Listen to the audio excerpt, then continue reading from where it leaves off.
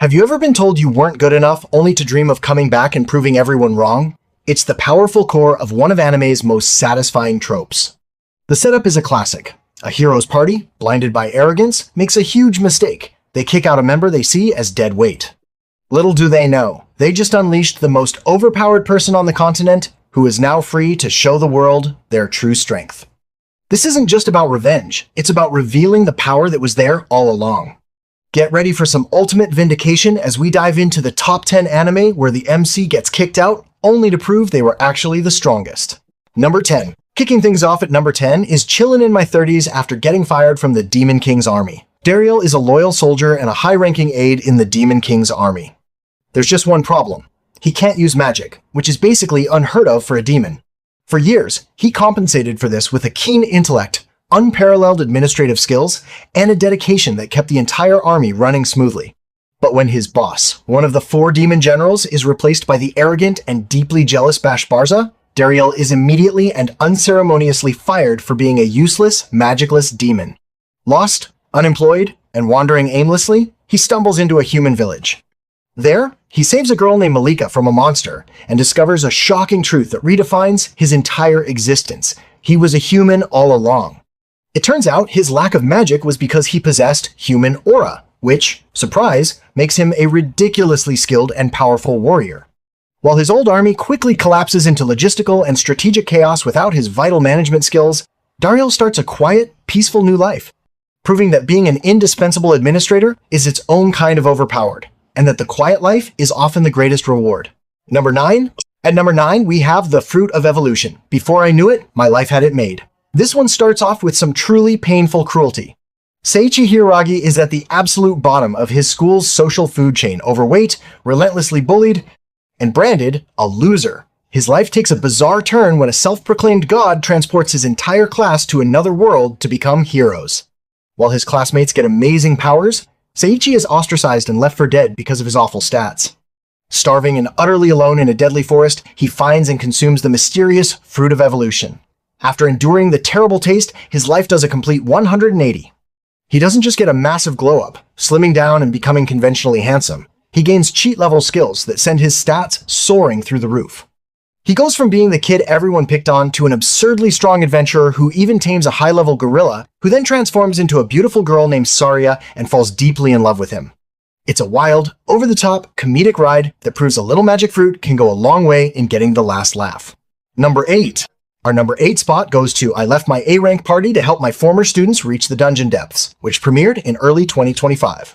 The story follows Yuke, a talented and experienced red mage in the A-rank party Thunderpike. For 5 long years, he dedicated himself to the party, but he's treated less like a comrade and more like the party's personal errand boy and glorified porter. Fed up with being constantly ridiculed, insulted, and dangerously underestimated by his arrogant teammates, he finally decides he's had enough and leaves the toxic team behind for good. Soon after, he runs into 3 of his adoring former students, Marina, Silk, and Rain, and decides to join their fledgling party, Clover.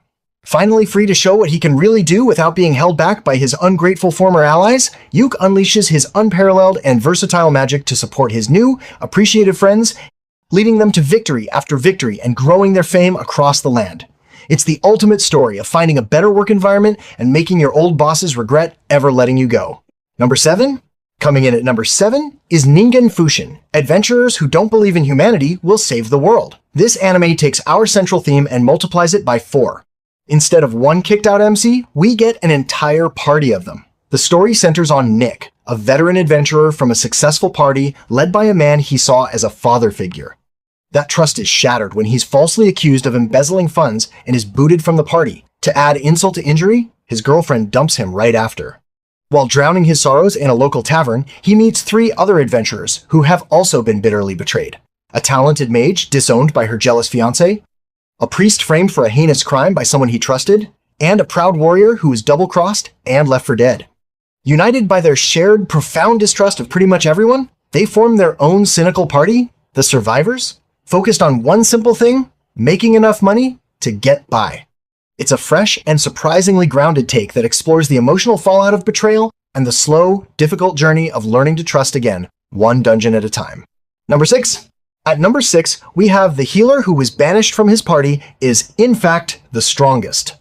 Lost is a healer who gets unceremoniously kicked out of his first-rate party, Blades of Lightning, because his only known skill is the basic heal spell. Scorned by the adventuring community, branded as incompetent, and with his career seemingly over, he's ready to call it quits on his dream. That is, until he meets a fierce and cheerful martial artist named Arsena. She's thrilled to team up with him, revealing that he had saved her life in the past, even if he doesn't remember it. As it turns out, that simple heal spell isn't so simple after all, and his former party completely misjudged his capabilities. While they thought he was dead weight, they had no idea he was hiding immense combat potential developed through his own secret training. Teaming up with Arsena gives him the chance to finally show everyone the true, destructive power of a healer who has decided he's done playing a simple support role. Number 5. Our number 5 spot is taken by Beast Tamer. Ryan is a Beast Tamer, a class widely looked down on as being useless in a direct fight. For years, he dutifully served the hero's party, but their gratitude was non-existent. They treated him as little more than their baggage carrier and chore boy. One day, the arrogant party leader, Arios, coldly fires him, calling him a weak link and a burden. Left with nothing but a broken spirit, Rain sets out to become a regular adventurer, taking on simple quests to survive. His life changes forever when he encounters and saves a powerful cat spirit named Kinnaid, a member of one of the world's strongest races. He effortlessly forms a contract with her, a feat that should be impossible for a normal tamer. Rain soon realizes his useless class allows him to form packs with the most powerful species on the planet, gaining their incredible abilities and building a new, loving family in the process. He proves that the so-called weakest tamer is actually the one with the power to command the world's strongest forces. Number 4. Coming in at number 4 is the cozy and deeply satisfying. Banished from the hero's party, I decided to live a quiet life in the countryside. Red, whose real name is Gideon, wasn't just some random adventurer. He was a core member of the hero's party, led by his own sister, Rudy. But as the others in the party leveled up, a jealous and manipulative sage named Ares orchestrated his removal. Ares convinced everyone that Gideon's supportive guide blessing was holding them back in the fight against the Demon Lord. Resigned and not wanting to be a burden, Gideon accepts their judgment and retires to a quiet frontier town. He changes his name to Red, opens an apothecary, and tries to live a simple, anonymous life.